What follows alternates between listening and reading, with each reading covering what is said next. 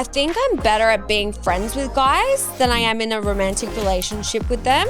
And maybe I'm better at being in a romantic relationship with a girl better than I am. No, I'm joking. I'm joking. But it could be true. Maybe. I don't know. So I had a falling out recently with one of my best friends, Tori. Are you business partners as well? Yes, we are business partners. So that was really hard. You're so stubborn though, aren't you? I am. Like you just live in your little delusional bubble. I'm perfect. You're all wrong. Okay, welcome back, guys. We're really getting back into the swing of it. Yeah, Ooh. it's like clockwork now, isn't it? 2026.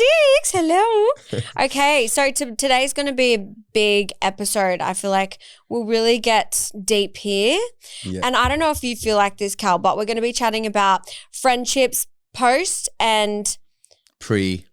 Thank you. Post and pre reality shows. Yeah. Et cetera, et cetera. We're going to chat about maybe some falling outs we've had with our friends, if we've still had the same friends since high school, et cetera, et cetera. Yeah, and how to go with like different friendship groups and absolutely friendship breakups. Yeah, how to deal with those types of things. Yeah. I mean, we've all been through a friendship breakup, and I feel like it's, if not just as painful or more painful than an actual breakup. For sure, yeah. Because friendship is like deep-seated, you know? Yeah, and you usually been friends with people for a long time as well, so like it hits harder. It does hit I feel hard. like relationships, you can have flings a year or two, this and that, but when you got friends that you've known for like 10, 20 years growing up and then you break up, it's like a big part of your life, right? 100%. I do feel like it's hard too, because there are those type of friendships that one person's boundaries are just crossed completely and there's just no coming back from that. But I feel like a true friendship is when you can go through those fights and those little miscommunications and whatever. You can come together when you're a little bit calmer and a little bit more level-headed and there's not so much noise and distraction, and come together and go, okay, this is how I saw it. This is how I felt. Yeah. You can come together, talk about it, move on. You have a resolution and then like move past it. Yeah, And I feel like when you do that, you get stronger again then. 100%. 100%. But then I guess you're also maybe more aware of each other's boundaries and more aware of what hurts the other person and what doesn't, you know? Yeah. And I feel like as well with friendships, usually when people drift apart, it's usually because like you just grow up or go through different phases of life. 100%. And I just feel like you got to just accept that for what it is. Like, yeah. I know girls that, you know, they're in their 30s now that haven't had kids and stuff and that I'm close with, and they've expressed to me that like they're losing touch with their friends because, you know, a lot of their friends, they've had kids and now you meet friends from school with the kids and then you have like new groups of friends and stuff, you know? Yeah. But she feels like a little bit out of the bubble. But do you know what? She shouldn't feel out of the bubble because when she becomes a mum, she'll know how hard it is to still keep friends that don't have kids. It is really, really hard to mesh the two. Like with us, like I'm not going to call you up on a fucking Tuesday and be like, hey mate, come over when I've got the kids at home on the school holidays. Like it's just really hard unless your friend has kids and they're bringing their kids over to play and you can all play together. Your life has kind of stopped as an adolescent teen. Yeah, it changes. Which is sad. The dynamic changes, so you can easily drift apart, right? Yeah, like Lockie will say to me, he's like, it's not normal for like a 30-year-old woman for going over and like going to your friends' houses and having sleepovers. And I'm like, yeah, but that might not be normal to some people, but I need that. I need that for me. I miss that feeling of having girlfriends and sleepovers with my girls and whatever. It's like, I think it's important to keep those things for you when you do become a parent because that ultimately makes you a better mum and a better parent if you are having time, if you are having time with your friends. And you know what? Female friendships, I'm sorry, I don't know if it's like this with guys too, but female friendships are so much deeper than any male-female relationship. Oh, for sure. Yeah. I just think that. It's the same with me. Like when I've only got like two best mates that I've known for like years and years and years now. And like, I don't even need to speak to them on a daily basis. I cannot see them for like a month or two. Yeah. But like nothing makes me happier than just like being in the house, just chatting with the boys, 100%. you know, just the three of us just having a chat. And like, that is just like, I don't know, it just recharges my batteries. Yeah. You know what I mean? And then I'm better in my relationships with my partner, like with my family, like I've got a better outlook. Like, it's just like, they're your people, right? Yeah. But I feel like when you do lose like certain friends, it does hurt. It does hurt. Oh, I feel like I have mad trauma, especially this, like coming into 2026, my guards are fully up. Like, really? So I had a falling out recently with one of my best friends, Tori. Oh, wow. Okay. Yeah, a new Are you friend. business partners as well? Yes, we are business partners. So that was really hard. And like, we have had our disagreements and stuff in the past, but it's not been this big, you know? Yeah. And I feel like I need to get better at being more mature when it comes to those types of arguments and whatever, because I just go block. Yeah. Are you like stubborn like that? I'm so stubborn, and I'm like, nah, I'm done. That's it. Done. Yeah. And like, I had a friendship falling out with Michael Finch years and years back. I remember you saying, yeah. And he cut me off completely. He's never spoken to me again, and that like kills me. Like I'm just like, whoa.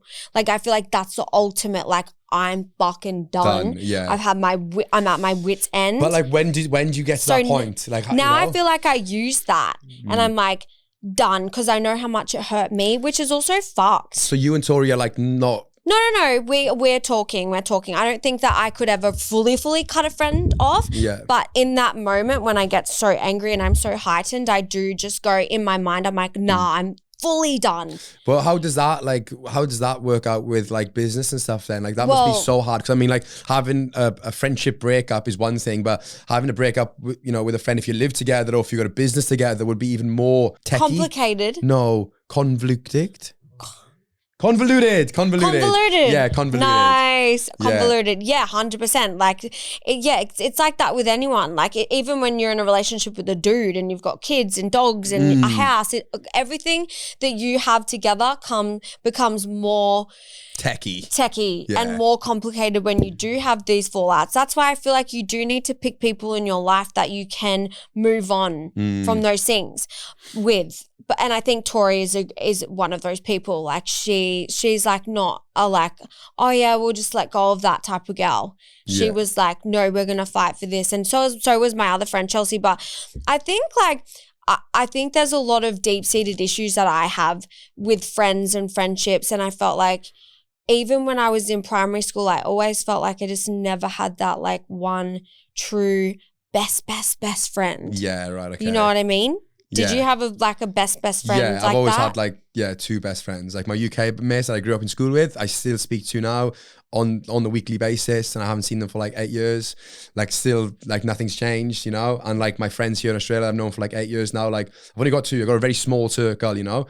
And I think a lot of that is to do with like TV as well. Like once I came off TV, I wasn't sure if like people wanted to be my friend for the right reasons. That's what I struggle with. And I struggle now with like processing, like if people are too nice to me, I'm like, what do they want? Yeah, you know, like 100. What do they want? Because a lot of people, I'm in that boat too. Yeah, a lot of people just want to gain something from you, whereas like I know from the bottom of my heart, my two solid mates I got here in Australia, like they never want anything. They never envy us. They're never jealous. They just want you to do well, and I want them to do well. You know, like 100%. And that's when you know you got good friends. I think that is a sign of a good friend, is someone who's not ever shown any envy or jealousy towards you, and they just want to see you do well. Yeah, and you want to see them do well just as much. You know? Yeah, absolutely. But I feel like I've really struggled being friends with girls because I've always felt that envy and that jealousy, that underlying like bitchiness, you know, and I've really struggled with that. But it stems back from primary school, me never feeling like I've had that one person who loves and understands me. Anyway, I have been in the limelight now for like 10 years, right? Every single friend I have knew me. Every single friend. No. Every single friend I have now knew me from the show. Oh, I don't have a friend who I knew before. I didn't know you. Life. Yeah. I didn't know you. That's true. I had no idea who you were. True. You got one. Oy, my bro. Yeah, true. But I feel like I'm better. And I said this to another guy mate recently, is I think I'm better at being friends with guys than I am in a romantic relationship with them. And maybe I'm better at being in a romantic relationship with a girl better than I am. No, I'm joking. I'm joking. But it could be true. Maybe. I don't know. It could be true. But I said that, and I'm like, I've always struggled with female relationships. But anyway, Tori was the only like female friendship I had. After Big Brother, I met her. Everyone kind of dies off, you know, like whatever. You have falling outs or you realize they're true colors, whatever. Tori was my one. Like, I think Well, no. We're still close. We're still friends. I mean, we've spoken about our argument that we had, which was really just a miscommunication. It was a lot of so basically we went and had an Airbnb stay on the sunny coast, and we had the kids with us, and we were trying to work. We own a business together. We do GPA, which is a clothing brand together, which we have spoken about maybe potentially selling or not continuing. We're not sure yet because it's just really hard. Like, yeah, workload, you mean? Like, yeah, it's really hard to work together on a business that needs your undivided attention like a child. When she's got 4 kids, I've got 2 kids. Our other business partner Brody, she's got 2 kids. She's going through a massive divorce, a massive life change. Like, it's just, and like when you're so close with someone, you do pick up on what they're going through, and like that's what friendships are. Like, you lean on each other, and I feel like we were all going through something so hectic at the same time, and it was all just a lot of pressure, and with the kids and the work and everything, it just we were trying to mix social life with work and kids' holidays. It was just it was not good. It was never going to be a good time. And there was also more girls in the mix than what we normally would have, because I'm a one-on-one friend. I like to have one-on-one time with my friends. Yeah, right. When I'm in a big group of people, shit can go down. Really? Yeah, with me, I feel. Right. Maybe I don't know the why. problem then. I definitely think I'm probably the problem. Self-awareness. But this is the thing that frustrates me about the whole argument is like I was dead set, like this is what happened in my head, and then the other 2 girls are going, no, we saw this happen, and I'm like, that's so frustrating that like you're outnumbered. Well, no, I still see it as my version's my version. Yeah. And normally I wouldn't be like that. Normally I wouldn't. You're so stubborn though, aren't you? I am. When you're set on something, no one's convincing you otherwise. Me, I'm like, you just live in your little delusional bubble. I'm perfect. You're all wrong. And like everyone's just against you. You're just standing your ground. No, I guess so. I don't know. There's probably a lot that I need to learn about me, but then there's also a lot.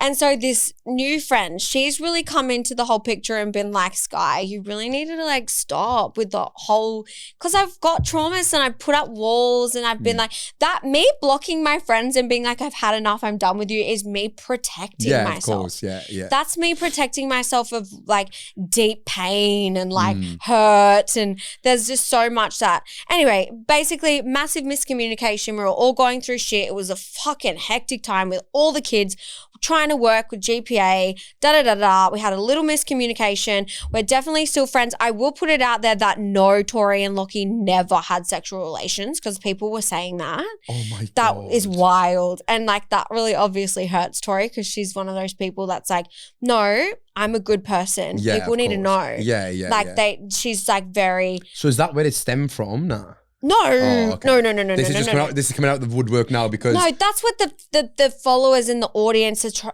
working up in their head. Yeah, okay. They're thinking that happened. Yeah. Because me with the blocking. I need to stop with the block. Because they were both blocked at the same time. So people are like, oh, maybe Lockie and Tori. How do people look into this stuff? How have people got this much time? I don't know, but I'm here to say that never happened. Definitely did not happen, and I know that would never happen. Definitely not. But yeah, it was just, but this is why I'm like, this is why I never had female friends, because I know for me, it just doesn't end well. Like I just find it really hard to be with the drama and the chaos and the she said, blah, blah, blah. I hate that. You know, like with dudes, I feel like it's just so straight up and girls are very hard to understand. Yeah, I agree.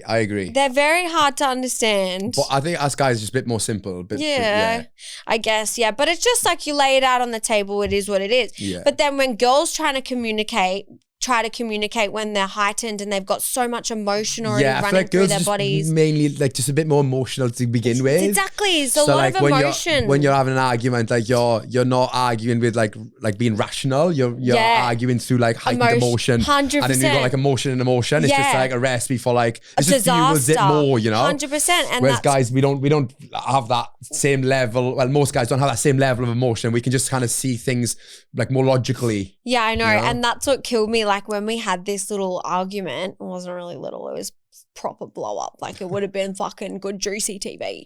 But it was crazy. Yeah. But because at the time I was trying so hard to be logical and be like the dude in the situation where I'm like, okay, let's just take it down a notch and like let's calm down. And then Tori's like, fuck, she's not emotional. Why doesn't she care about me? And she was probably like not conceiving it in the best way because and maybe she thought I was being passive aggressive when I was like, okay, let's calm down, you know, like, and it just went I feel like in those situations as well, like I think the best thing to do is just like remove yourself from the situation, have a breather, 100%. Let the emotions like cool down and then like revisit like on a more grounded level. And that's what I tried to do. Like I tried to remove myself because I ended up going psycho. And like when there's so much love and emotion and care, it's so hectic in those situations. But basically, we took a little breather, we took a little break, and I feel like I really do need that in my friendships where I'm like, I feel like they need to know my breaking and boiling point where they can go, okay, she's really had enough. Let's give her a minute. You know, because when they like don't, a timeout. Yeah, give her a oranges. Give her a fucking timeout because she's about to blow. Instead of no, let's debrief this when I'm like really heightened and whatever. And there's a lot of female emotions. So yeah, we're all good. We're fine. She's my best friend for life. But this is what I struggle with is the fact that I don't have someone who didn't know me from Big Brother. Yeah, okay. All my friends knew me from Big Brother. So they're essentially like, you know, they were already my friends, but I didn't know who they were, sort of thing, which I don't think is a bad thing. Then over time, you still work out who's good. Even if I've met people like since TV, and like you can always tell if somebody's got like genuine. What's the word like intentions, genuine like they want to do something for you without asking for something in return. Yes. And for me it's even as something as little as like, oh, somebody wants to buy me a guy wants to buy me a drink, and I'm like, all right, well, what do you want in return, you know? But like I know some people have done stuff like that just nice people, you know, like 100%. And I met a big group of friends over on New Year's, and you could just tell from day one they just like caring and like just didn't have like an alternative motive. See, you know? now I'm so fucking traumatized to the point where I get close to my friends now, and I'm like, no, she's still got an ulterior motive. Like I'm like, do you think I have an alternative motive? No, I don't. Why are you smirking? Oh. No, I don't. Actually, yeah. What? What would mine? I have to put up with your nonsense on a weekly basis. Yeah, but tell me it hasn't helped you out if I post a photo with you. Have you gotten followers from it? I feel like not really. Yes, you have. Maybe in the early days. Yeah.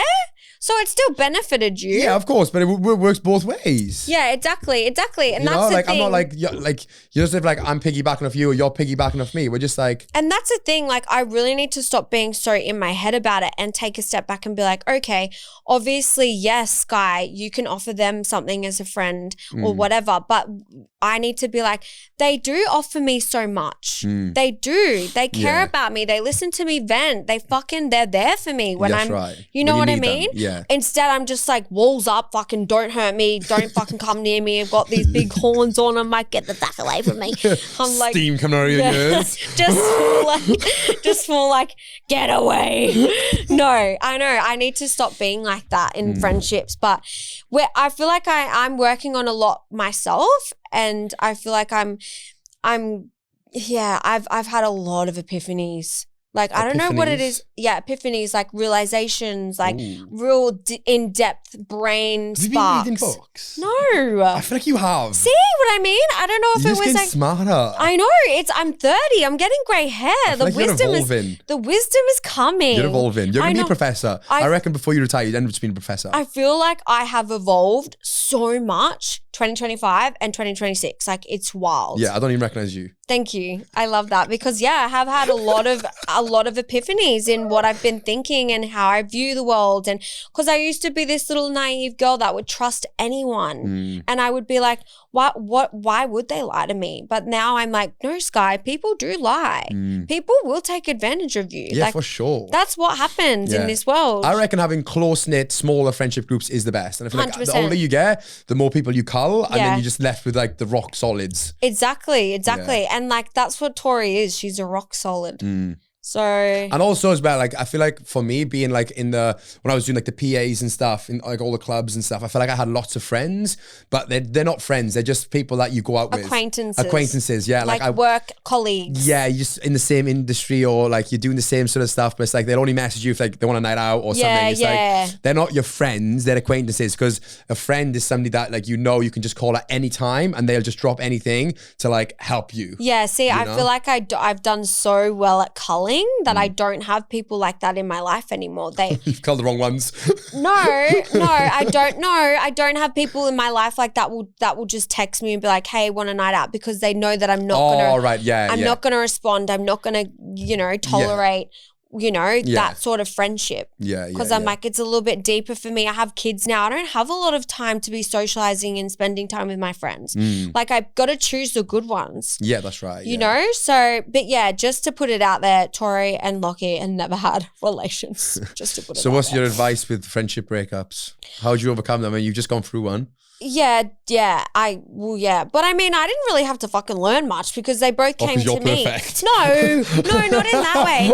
No, because they came to me because I'm an avoidant. Yeah. I'm avoidant attachment. Same. And I'm also not in the same way. I'm both. I'm the what's the other one called? Anxious. I'm anxious and I'm avoidant. Oh my God. Yeah, I know. It's That's like a concoction. complicated. It's a concoction, like my brain. Yeah, I know. So lately I'm avoidant, so I'll just sweep it under the rug and forget about it. And that's how I deal with it. And that's how I tried to deal with the Airbnb conflict. I tried to just go, cut, you're cut, see you fucking later. No way. Because it was too icky for me. I didn't want to get full avoidant. Yeah, full avoidant. And then they came to me and they were like, well, no. Tori gave me a lot more time than what Chelsea did. Yeah, right. She was just like fucking rocking up to my house. I'm like, oh, not the rock up. That's when you know you're in deep, when they're at the front door. Yeah, I know. You know shit is hitting the fan. Like, everyone has rocked up to my house. I'm like, that is such a trigger and a boundary for me, but they still do it. Next week, you're going to have like security at the end of your driveway. Like, who are you? Have you got an appointment? Yeah.